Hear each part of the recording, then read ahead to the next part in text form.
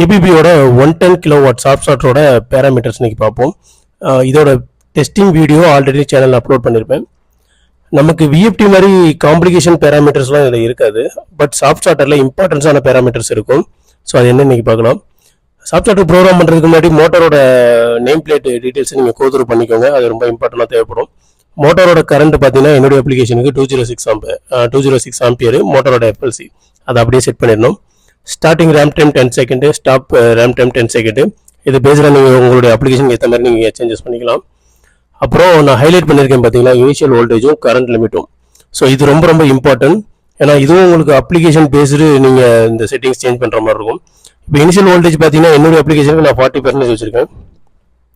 இதனால் அப்படின்னா initial voltage 40% wine போட்டிருப்பேன். ஸோ இப்போ சப்ளை வோல்டேஜ் பார்த்தீங்க அப்படின்னா 400, இனிஷியல் வோல்டேஜ் வந்துட்டு 40% வைக்கிறேன். ஸோ ஸ்டார்டிங்லேயே சாஃப்ட் ஸ்டார்டர் பார்த்தீங்கன்னா நமக்கு ரன் கமாண்ட் கொடுத்தனுமே அது 160 வோல்டேஜ் பார்த்தீங்கன்னா ப்ரொடியூஸ் பண்ணும். ஸோ இந்த 160 வோல்டேஜ் பார்த்தீங்கன்னா சாஃப்ட் ஸ்டார்டர்லேருந்து மோட்டாருக்கு பிகினிங்கில் நமக்கு ஸ்டார்டிங்லேயே கொடுத்துரும். ஸோ 160 வோல்டேஜ் ஒன்ஸ் ரிசீவ் பண்ணதும் மோட்டாருக்கு பார்த்தீங்கன்னா எனஃப் டார்க் கிடைச்சிரும். அப்புறம் இந்த 160 வோல்டேஜ்லேருந்து 400 வோல்டேஜ் பார்த்தீங்கன்னா 10 செகண்ட் தான். ஆக்சலரேஷன் டைம் பார்த்தீங்கன்னா 10 செகண்ட் தான் வச்சிருக்கோம். ஸோ 10 செகண்டில் 160லேருந்து 400 வோல்டேஜ் ரீச் ஆயிரும். ஸோ அப்புறம் இந்த இனிஷியல் வோல்டேஜ் பார்த்தீங்கன்னா 20% வச்சா வாட் வில் ஹேப்பன், என்ன நடக்கும்? ஸோ 400 வோல்டேஜில் 20% 80 வோல்ட் தான். ஸோ மோட்டாருக்கு பிகினிங்கில் ஸ்டார்ட் கமாண்ட் கொடுத்தனுமே 80 வோல்ட் போகும்போது பார்த்தீங்கன்னா மோட்டார் பார்த்தீங்கன்னா ஸ்டார்ட் ஆகாது, ஹம்மிங் சவுண்ட் கேட்கும். அதுக்கப்புறம் ஆக்சலரேஷன் டைம் முடிஞ்சதுக்கப்புறம் தான் ஃபுல் வோல்டேஜே போகும். ஸோ அந்த பிகினிங்கில் பார்த்தீங்கன்னா மோட்டார் வந்துட்டு ஹம்மிங் சவுண்ட் அதிகமாக கொடுக்கும், ஓவர் ஹீட் ஆக வாய்ப்பு இருக்குது. சம்டைம் ஓவர்லோட்ல ட்ரிப்பு கூட ஆயிடும்.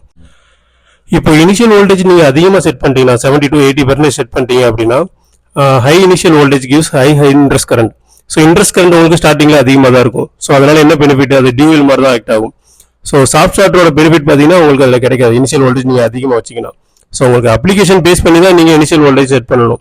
இப்போ பம்ப் அப்ளிகேஷன் எனக்கு இந்த பேனல் பார்த்தீங்க அப்படின்னா நமக்கு சிஹெச் பம்ப் அப்ளிகேஷன் தான். ஸோ பம்ப் அப்ளிகேஷனுக்கு இனிஷியலாக 40% வந்துட்டு சஃபிஷியன்ட் தான், ஓகே. அது ஸோ உங்களுக்கு மெக்கானிக்கல் கனெக்டர் லோட் இருக்குது, ஹெவி ஸ்டார்டிங் இருக்குது அப்படின்னா, டார்க் அதிகமாக தேவைப்படுதுன்னா நீங்கள் வோல்டேஜ் அதுக்கேற்ற மாதிரி இனிஷியல் வோல்டேஜ் நீங்கள் செட் பண்ணிக்கலாம். இன்கேஸ் உங்களோட அப்ளிகேஷனில் பார்த்தீங்கன்னா பிகினிங்கில் ஒரு ஹெவி டார்க் தேவைப்படுது, மெக்கானிக்கல் கனெக்டட் லோடாக இருக்குது அப்படின்னா இந்த பேராமீட்டரில் பாருங்களேன் 6th பாயிண்ட் கிக் ஸ்டார்ட்னு ஒன்று இருக்கும். கிக் ஸ்டார்ட் எதுக்காக அப்படின்னா உங்களுக்கு ரன் கமாண்ட் கொடுத்தனமே பிகினிங்கில் ஒரு வெரி ஃபியூ செகண்ட் பார்த்தீங்கன்னா வோல்டேஜை பூஸ்ட் பண்ணி கொடுக்கும். அதுக்கப்புறம் பார்த்தீங்கன்னா ஆக்சலரேஷன் டைம் பேஸ் பண்ணி உங்களுக்கு 400 வோல்டேஜ் ரீச் ஆகும்.